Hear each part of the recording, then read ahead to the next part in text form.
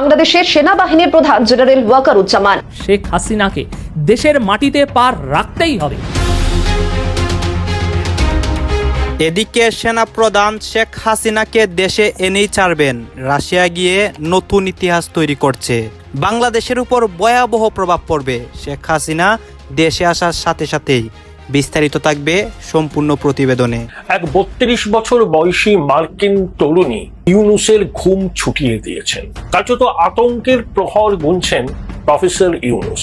এই তরুণী যিনি কার্যত ইউনুসকে আতঙ্কের প্রহর গুনতে বাধ্য করছেন, এই তরুণীর নাম লরা এলিজাবেথ লুমার। নালিশ করে আমি কেন এখানে বসে আছি, আমি কেন বক্তৃতা দিই। একটু অবাক চিত্তে আপার দিকে তাকিয়েছিলাম যে আপা এত ভালো কেমনে হয়ে গেল, আপা এই বিষয়ে কেন কথা বলে না। ডক্টর ইউনুস সাহেব আপার নামে অনেকগুলো বিচার দিচ্ছেন, তার মধ্যে অন্যতম একটা বিচার হচ্ছে তিনি ভারতে বসে অনেক ধরনের কার্যক্রম তিনি চালিয়ে যাচ্ছেন। সেখানে নানানভাবে সতর্কতা জারি করে ইউনুস এবং ইউনুসের সঙ্গে যারা গেছিলেন তাদেরকে অনেক কথাবার্তা বলা হয়েছে, কিন্তু কুত্তার লেজ সে তো সিধে হবে না।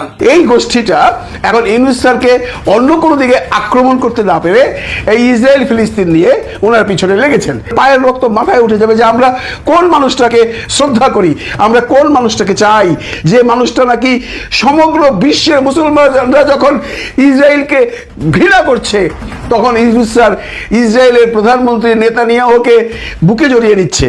এই বিষয়টি সহ ডক্টর ইউনুসের আরও অনেক চাঞ্চল্যকর তথ্য সবার সামনে এসেছে এবং এই তথ্যগুলো দেখে সারা বিশ্বসহ বাংলাদেশের প্রত্যেকটা জনগণ অবাক হয়েছে। দর্শক শ্রোতা, সেনাপ্রধান ওয়াকারুজ্জামান রাশিয়া সফরে যান এবং তিনি রাশিয়া সফরে গিয়ে বিশাল একটি ঘটনা ঘটান। আপনারা জানেন তার সাথে কিন্তু শেখ হাসিনার একটা সম্পর্ক অনেকে বলেছিল। ইতিমধ্যে আমরা কি দেখতে পাচ্ছি? নতুন কিছু ঘটনা। গাইজ, এইগুলা বিষয়ে পর্যালোচনা করে আমাদের কাছে অনেক তথ্য আসে, সেই তথ্যগুলো আপনাদের সামনে এক এক করে ধারাবাহিকলি দেখাবো। সম্পূর্ণ ভিডিও দেখলে আপনাদের মনে যতগুলা প্রশ্ন রয়েছে সকল প্রশ্নের উত্তর পেয়ে যাবেন। আসুন দর্শক, আমার আর কথা না বাড়িয়ে ভিডিওর মূল আলোচনায় চলে যাই। এই মুহূর্তে বাংলাদেশে হাজারো অনৈক্য আছে রাজনৈতিক দলগুলোর মধ্যে, হাজারো বিভাজন আছে, একে অন্যের সাথে মারামারি কারাগারিতে লিপ্ত। যে বিভাজিত যে জাতি বা রাজনৈতিক গোষ্ঠীগুলো একটা জায়গায় কিন্তু এক হয়ে যায়, আর সে একটা জায়গা কি? শেখ হাসিনা। বলা হয়ে থাকে তিনি হচ্ছেন জাতীয় ঐক্যের প্রতীক। তবে কোন অর্থে? ওই যে এমনিতে যারা যারা মারামারি কাটাকাটিতে বিভাজিত অবস্থায় আছে, যেই মাত্র শুনে শেখ হাসিনা আসবে, যেই মাত্র শেখ হাসিনা কোনো আলটিমেটাম দেয়, যেই মাত্র শেখ হাসিনা কোনো বার্তা পাঠায়, তখনই করে সবগুলা শক্তি একত্রিত হয়ে যায়। এটা গেল 8 মাসে বেশ কয়েকবার প্রমাণিত হয়েছে যে আওয়ামী লীগ ইস্যুতে অন্তত রাজনৈতিক দলগুলা সবাই একজোট।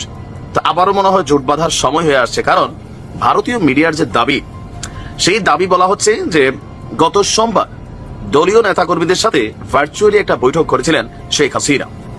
তো শীঘ্রই তিনি দেশে ফিরবেন এবং আওয়ামী লীগের সমর্থক যারা আছে তাদের উপরে বিভিন্ন জায়গায় অন্যায় অত্যাচার হচ্ছে।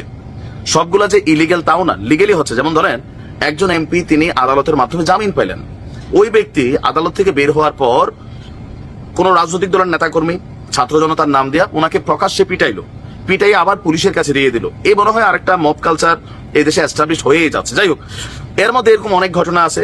এই যে ঘটনাগুলা, কারো বাড়িতে ভাঙচুর হয়েছে, যারা সন্ত্রাসী কর্মকাণ্ড করছে তারাও যেমন বিপদে পড়ছে, আবার আওয়ামী লীগ করতে কিন্তু ভালো মানুষ তারাও বিপদে পড়ছে। তো এই যে অবস্থা, সে অবস্থার জন্য তিনি বলছেন যে চিন্তা করবেন না, আমি আসতেছি। কবে আসবেন এটা তিনি স্পষ্ট বলেন নাই, তবে তিনি বলছেন প্রায় ঘন্টাখানেক আওয়ামী লীগের নেতাকর্মীদের সাথে ভার্চুয়ালি বৈঠকের পর সেখানে তিনি বলছেন অস্ত্রশস্ত্র নিয়ে আওয়ামী লীগের কর্মী, তার উপরে হচ্ছে আপনার পুলিশ আনসারের উপর হামলা করা হলো। মুক্তিযোদ্ধা, সাংবাদিক, সাংস্কৃতিক কর্মীরাও বাদ যায়নি। একটা বিভৎস পরিস্থিতির সৃষ্টি হলো। আমার বিশ্বাস যে আল্লাহ বাঁচিয়ে রেখেছে, এই জন্যই যে এই যে যারা অন্যায় করছে তাদের কাছে তাদের বেছে বেছে শাস্তি দেওয়া হবে। বাংলাদেশের সন্ত্রাসীদের কোনো ঠাঁই হবে না, তাদের বিতাড়িত করে শান্তি ফিরিয়ে আনা হবে।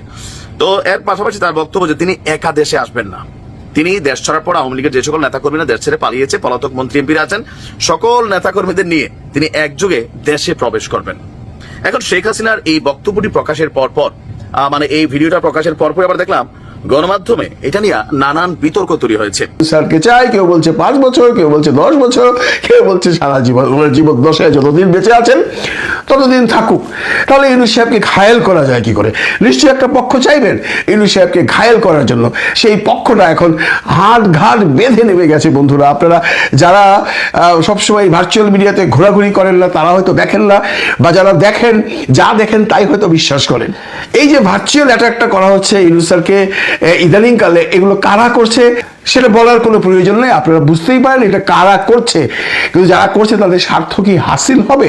কারণ এই ভার্চুয়াল মিডিয়াতে সব আমরা এখানে দেখতে পাচ্ছি অনেক বিষয় নিয়ে অনেক কথা হচ্ছে, সবাই সবার মন্তব্য এখানে প্রকাশ করতেছে, বিশেষ করে ডক্টর ইউনূসের বিষয়ে এবং সেনাপ্রধানের বিষয়ে অনেক কথা হয়।